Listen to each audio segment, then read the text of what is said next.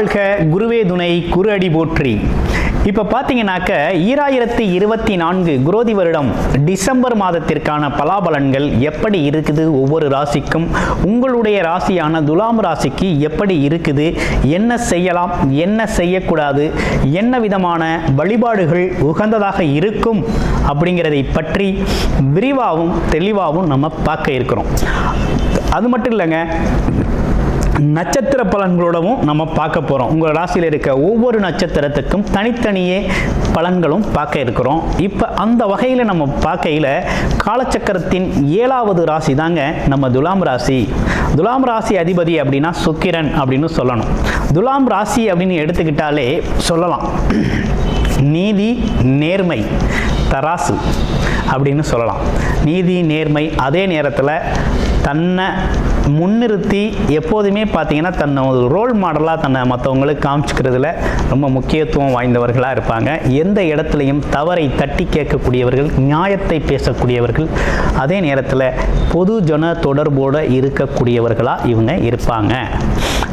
ஆமாம், அதுலேயும் குறிப்பாக அரசு துறையில் இருக்கணும் அப்படின்னா நீதிமன்றங்கள், நிதிமன்றங்களில், அதாவது நிதி சார்ந்த துறை, நீதி சார்ந்த துறைகளில் அதிகப்படியான பங்கு வகிக்கக்கூடியவர்களாகவும், அதுலேயும் பொது வாழ்க்கையில் பார்த்தீங்கன்னா இவங்களுக்குன்னு இல்லாமல் மற்றவங்களுக்காக பேசக்கூடியவங்க, தனக்குன்னு இல்லாமல் மற்றவர்களுக்காகவோ மற்றவர்களின் நிறை குறைகளை கண்டு மற்றவர்களுக்காக வருத்தப்பட்டு மற்றவர்களுக்கான ஒரு விஷயத்தை செய்யணும், சமுதாயத்திற்கான ஒரு விஷயத்தை செய்யணும் அப்படின்னா நம்ம துலாம் ராசி அன்பர்களுக்கான ஒரு முக்கியமான ஒரு விஷயம் அது.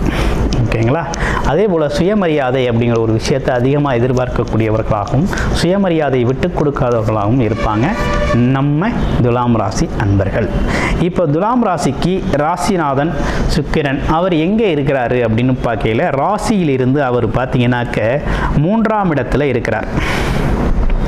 2ஆம் இடத்துல பார்த்தீங்கன்னா புதன் சூரியன் 2 பேரும் சேர்ந்து இருக்கக்கூடிய ஒரு அமைப்பு அப்படிங்கிறது இருக்குது. இது புத ஆதித்ய யோகம் அப்படிங்கிற ஒரு விஷயம் ஏற்பட்டிருக்கு. 5ஆம் இடத்துல சனி, 6ல் ராகு, 8ல் குரு வக்ரவம் பெற்றிருக்கார். 10ஆம் இடத்துல பார்த்தீங்கன்னா செவ்வாய் பகவான் நீச வக்ரவம் பெற்றிருக்கிறார். 12ல் கேது பகவான். இதான் ஸ்தான பலங்கள். அதே நேரத்தில் பார்த்தீங்கன்னா சுக்கிரன் பார்த்தீங்கன்னா வர்ற 15லேருந்து 18ஆம் தேதிக்கு அப்புறம் பிறகு மாற இருக்கிறார். அவர் இடப்பெயர்ச்சி ஆகிறார். கிரகப்பெயர்ச்சி அப்படிங்கிற ஒரு விஷயத்தில் அவர் பார்த்தீங்கன்னா தனுசு ராசியிலிருந்து மகர ராசிக்கு பயிற்சி ஆகிறாரு. அப்போ இப்படிப்பட்ட ஸ்தான பலன்களையும் பெயர்ச்சி பலன்களையும் வச்சு என்ன மாதிரி பலன்களை எடுக்கலாம் அப்படின்னு பார்க்கையில் இந்த மாதத்துக்கு அப்படின்னு பார்க்கையில் இப்போது ராசிநாதன் 3ஆம் இடத்துல முயற்சி ஸ்தானத்தில் நல்லா இருக்கிறாரு. அதே நேரத்தில் அவருடைய பார்வை அப்படிங்கிறது 9ஆம் இடத்துல இருக்குது. அடுத்து பார்த்தீங்கன்னா பிற்பகுதியில் 4ஆம் இடத்துக்கு போவார். அப்போ என்ன நடக்குது அப்படின்னா ஃபஸ்ட்டு 15 நாட்கள் கொஞ்சம் முயற்சிகள் எடுக்கின்ற முயற்சிகள் சிறு சிறு தடை தாமதங்கள் இருந்தாலும் பிறகு பிற்பகுதியில் இருக்கக்கூடிய 15 நாட்களில் பார்த்தீங்கன்னா வீடு, வண்டி, வாகனங்கள், இடம் விட்டு இடம் மாறிக்கிறது, இடம் வாங்குறது, வண்டி வாகனங்களை மாற்றிக்கிறது, இப்படிப்பட்ட விஷயங்கள்லாம் செஞ்சுக்கலாம். அது மட்டும் இல்லாமல் வருமானம்லாம் எப்படி இருக்கும் அப்படின்னு பார்க்க போகிறோம். வருமானத்தை பொறுத்தவரை குறையில்லை. ஏன்னா 2ஆம் இடத்துல சூரியன் புதன் இருக்கிறதுனால ஏதோ ஒரு வகையில் நல்லது ஒரு வருமானம் அப்படிங்கிறது உங்களோட வாழ்க்கைக்கு தேவைக்கான வருமானம் அப்படிங்கிறது ரொம்ப நல்லா இருக்கும். தொழிலில் வருமானம் நல்லா இருக்குமா அப்படின்னு பார்க்கையில் தொழில் சார்ந்த விஷயங்களில் கொஞ்சம் எதிர்பார்த்த அளவுக்கு லாபம் இல்லைனாலும் தொழில் நல்லபடியாக போகும். வியாபாரமும் நல்லா போகக்கூடிய ஒரு அமைப்பு தான் இருக்குது. ஏன்னா சனி பகவான் 5ல் 10க்குடையவன் சொல்லக்கூடியவர் அவரும் இருக்கார். ஆனால் 10ஆம் இடத்துல செவ்வாய் இருக்கிறாரு, தனக்காரகன், 2க்குடையவன், 2-7க்குடையவன் 10ஆம் இடத்துல நீசம் பெற்று இருக்கிறதுனால என்னன்னா இந்த ஒரு 15 நாட்கள் மட்டுமே பார்த்தீங்கன்னா அந்த வியாபாரம் சார்ந்த தொழில் சார்ந்த விஷயத்தில் ஒரு மந்த நிலை அப்படிங்கிறது ஏற்படும். பிறகு அது மாற்றத்திற்கு உட்பட்டு நல்லதொரு மாற்றம், முன்னேற்றம் ஏற்படும். அந்த வக்ரவ நிலை மாறி அதே நேரத்தில் பார்த்தீங்கன்னாக்க பயிற்சி ஆகையில் ஆட்டோமேட்டிக்காக உங்களுக்கு தொழில் வியாபாரம்லாம் செழிக்க ஆரம்பிச்சிடும், வெற்றி பெற ஆரம்பிச்சிடும் அப்படிங்கிற ஒரு அமைப்பு அப்படிங்கிறது ஏற்பட்டிருக்கு. இல்லத்தரசிகளுக்கெல்லாம் நல்ல ஒரு மனமகிழ்ச்சியான செய்தி உண்டு. குழந்தைகளால் லாபம் உண்டு. வேலை தொழில் சம்பந்தப்பட்ட விஷயங்களுக்கு ராகு அடுத்தடுத்த முயற்சிகள் கொடுக்குறாரு. அடுத்தடுத்த வேலை வாய்ப்புகள், தொழில் வாய்ப்புகளை கொடுக்கறது அவரும் தயாராக இருக்கார். 8ஆம் இடத்துல இருக்க குரு வக்ரவ நிலையில் இருக்கிறதுனால கொஞ்சம் உடல் ஆரோக்கியத்தில் கவனம் எடுத்துக்கங்க. உடல் தேக ஆரோக்கியம், அதுலேயும் வயிறு சம்பந்தப்பட்ட விஷயங்கள், வயிறு, குழந்தைகள் சம்மந்தப்பட்ட உங்களுடைய குழந்தைகளுக்கு உங்களுக்கு வயிறு சம்மந்தப்பட்ட விஷயம், அடிவயிறு சம்மந்தப்பட்ட விஷயங்கள் அதெல்லாம் கொஞ்சம் கவனம் எடுத்துக்கங்க. முறையான உணவு பழக்க வழக்கத்தை பயன்படுத்துங்க, உடற்பயிற்சி செய்யுங்க. இதெல்லாம் இந்த காலகட்டத்துக்கு உங்களுக்கு அவசியம் தேவை. 12ஆம் இடத்துல இருக்க கேது சரியான உறக்கத்தை தராமல் கொஞ்சம் உறக்கத்தில் ஒரு தொய்வு நிலை இருக்கும். எப்படின்னா தூக்கம் வர்றது மாதிரி இருக்கும், தூக்கம் வராது, தூங்கின மாதிரியும் தெரியாது. நல்லா தூங்கி எந்திரிப்பீங்க, ஆனால் தூங்கின மாதிரி ஒரு ஃபீல் இருக்காது. ஆமாம், எந்திரிக்கையிலே ஒரு விரக்தி மனப்பான்மை அப்படிங்கிறதெல்லாம் ஏற்படக்கூடிய ஒரு காலகட்டம் தான். இதெல்லாம் கடந்து போகணும். ஒரு ஃபஸ்ட்டு 15 நாட்கள் இதை கடந்துட்டீங்க அப்படின்னா அதுக்கப்புறம் உங்களுக்கு ஒரு நல்லதொரு சிறப்பான வாழ்க்கை முறை, லாபங்கள், அதிர்ஷ்டம் அப்படிங்கிற ஒரு விஷயம்லாம் தேடி வருது அப்படிங்கிற மாதிரி தான் இருக்குது. சரி, உங்களுடைய ராசியில் இருக்கக்கூடிய நட்சத்திரங்களுக்கு என்னென்ன பலன் அப்படிங்கிறத பார்ப்போம். இதற்கு இடையில் பார்த்தீங்கன்னா துலாம் ராசி அன்பர்கள் மட்டுமல்லாது அனைத்து ராசி அன்பர்களுமே நமக்கு பார்த்தீங்கன்னா நிறைய ஜாதகங்களை நமக்கு அனுப்பியிருக்கீங்க. குடும்ப ஜாதகமும் அனுப்பியிருக்கீங்க.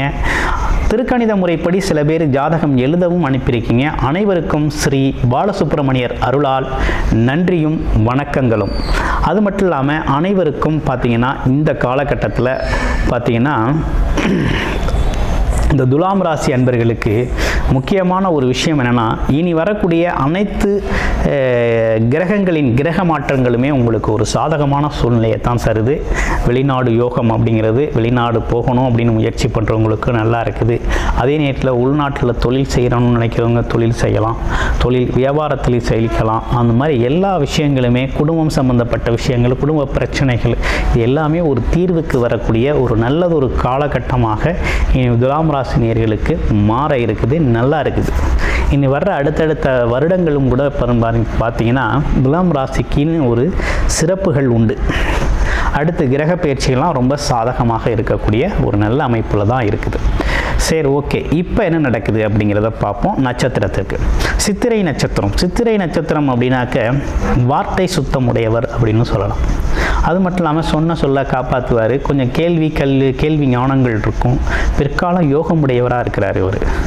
ஆமாம், இவரை பொறுத்தவரை கொஞ்சம் முன்கோபம் வந்தாலும் நியாயமாக நடந்துக்குவார். சரி, இவருக்கு இந்த காலகட்டம் எப்படி இருக்குது, உகந்ததாக இருக்கா அப்படின்னு பார்த்தோம்னா கொஞ்சம் பொறுமையாக நிதானமாக போகணுங்கிற அமைப்பு இருக்குது. குடும்பத்தில் கணவனோ மனைவியோ இந்த காலகட்டத்தில் வீண் விவாதங்களை தவிர்த்துக்கிறது நல்லது. அதே போல் வீடு வண்டி வாகனங்கள் சார்ந்த அதாவது குறிப்பாக வீடு சார்ந்த விஷயங்கள், தங்கை சகோதர சகோதரிகள் சார்ந்த விஷயங்களில் கொஞ்சம் கவனமாக இருங்க. தேவையில்லாமல் வீண் விவாதங்கள் செஞ்சுக்க வேணாம். கொஞ்சம் எதுவும் உங்களுக்குள்ள பேச்சுவார்த்தைகள் இருந்தால் கொஞ்சம் தள்ளி போடுங்க. ரைட்டு, அடுத்து சுவாதி நட்சத்திரம். சுவாதி நட்சத்திரத்தை பொறுத்த வகையில் எப்படி இருக்குது அப்படின்னு பார்க்க போகிறோம். சுவாதி நட்சத்திரத்தை பொறுத்த வகையில் அதாவது இவங்க ஒரு நல்ல உழைப்பாளி, உழைப்புக்கேற்ற மாதிரி செலவு செய்யக்கூடியவர், நல்ல செலவாளின்னு சொல்லலாம்.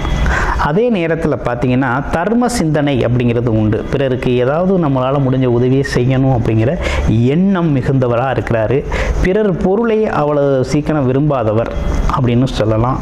ஆனால் கொஞ்சம் தற்பெருமை பேசுவார். தான் அப்படிப்பட்டவர், இப்படிப்பட்டவர், அதை செஞ்சேன், இதை செஞ்சேன் அப்படிங்கிற மாதிரி சொல்லக்கூடிய ஒரு தன்மை அப்படிங்கிறது உண்டு. அதே நேரத்தில் உணவு பிரியர் அப்படின்னு சொல்லணும். எந்த சூழ்நிலையும் பிறரோட தயவை நாட மாட்டார். தன்னம்பிக்கை உடையவராக இருப்பார்னு வச்சுக்கோங்க. சரி, இவருக்கு எப்படி இருக்குது அப்படின்னு பார்க்கையில் இவரை பொறுத்த வகையில் இந்த காலகட்டத்தில் பல்வேறு விதமான வேலை வாய்ப்புகள், தொழில் வாய்ப்புகள் அப்படிங்கிறது கிடைக்கிது. அதே நேரத்தில் இனம் புரியாத நண்பர்கள், அதாவது முன்பின் தெரியாத நண்பர்கள், முன்பின் தெரியாத உறவுகள், இவங்கெல்லாம் பார்த்திங்கன்னா உதவி செய்யக்கூடிய ஒரு அமைப்பு அப்படிங்கிறது ஏற்படுது. அதே நேரத்தில் வேலை இல்லாதவங்களுக்கு கண்டிப்பாக வேலை கிடைக்கும். வேலை தொழில் வருமானத்தில் ஒரு முன்னேற்றம் கிடைக்கும். ஆமாம், அதே நேரத்தில் புது பழக்க வழக்கம், புது நண்பர்கள், புது அறிமுகம் மூலமாக புதிய விஷயங்களை தெரிஞ்சுக்கிறது அப்படிங்கிற ஒரு விஷயம்லாம் உங்களுக்கு ரொம்ப நல்லாவே இருக்குது. பல்வேறு விதமான தொழில் வாய்ப்புகள், பல்வேறு விதமான வருமான வாய்ப்புகள் அப்படிங்கிற ஒரு விஷயங்கள்லாம் வரக்கூடிய காலகட்டமாக இருக்குது. பயன்படுத்திக்கலாம். அடுத்து விசாக நட்சத்திரம். விசாக நட்சத்திரம் எப்படிப்பட்டது அப்படின்னு பார்க்கலாம். விசாக நட்சத்திரத்தை பொறுத்த வகையில் ஒரு நேர்மையான குணம் கொண்டவராக இருக்கார். தெய்வ நம்பிக்கை உடையவர். அதே போல் தர்ம நியாயப்படி நடக்கணும் அப்படின்னு நடக்கக்கூடிய ஒரு அமைப்பு கொண்டவராக இருக்கிறாரு. எல்லோரிடத்திலும் சந்தோஷமான மனநிலையை உருவாக்கணும்னு நினைப்பார். அதே நேரத்தில் ஒரு நல்ல சிந்தனை வாதி அப்படின்னே சொல்லணும். சிந்தித்து செயல்படக்கூடிய ஒரு அமைப்பு அப்படிங்கிறது உண்டு, பெருந்தன்மையோடு செயல்படக்கூடிய ஒரு அமைப்பு அப்படிங்கிறதும் உண்டு. சரி, ரைட்டு. இவங்களுக்கு எப்படி இருக்குது அப்படின்னு பார்க்கையில் இந்த காலகட்டத்தை பொறுத்த வகையில் இவங்க எந்த வெளியூர் வெளிநாடு போகிறது, அதே நேரத்தில் இடம் விட்டு இடம் மாறுறது, இப்படிப்பட்ட விஷயங்களை வேலை தொழிலுக்காக செய்யலாம். அது கொஞ்சம் லாபத்தை தரக்கூடிய வகையில் இருக்கும். குறிப்பாக உடல் ஆரோக்கியத்தில் கவனம் தேவை. பெருமணம் சம்பந்தப்பட்ட விஷயங்களில் கொஞ்சம் அவசரப்படாமல் ஒரு நிதானமாக முடிவெடுக்கணும் அப்படிங்கிறது மாதிரி இருக்குது. சரி, என்ன விதமான வழிபாடுகள் இந்த ராசியில் உள்ளவங்க பண்ணனா நல்லா இருக்கும் அப்படின்னா, வியாழக்கிழமைகளில் குரு பகவான் வழிபாடு அப்படிங்கிறது ரொம்ப ரொம்ப அவசியமாக இருக்குது. அடுத்து பார்த்திங்கன்னா செவ்வாய்க்கிழமைகளில் முருகன் வழிபாடு அப்படிங்கிறத தொடர்ச்சியாக செஞ்சுக்கிட்டு வாங்க. வாழ்க்கை வளமாகும். உங்களுடைய சுய ஜாதகத்தை பார்க்கணும் அப்படின்னா நீங்கள் டிஸ்பிளே தர நம்பருக்கு கால் பண்ணி உங்களுடைய சுய ஜாதகத்தை கோச்சாரத்தோடு ஒப்பிட்டு உங்களுடைய சுய ஜாதகத்தை முழுமையாக நீங்கள் பார்த்து கொள்ள முடியும். நன்றி, வணக்கம், வாழ்த்துக்கள்.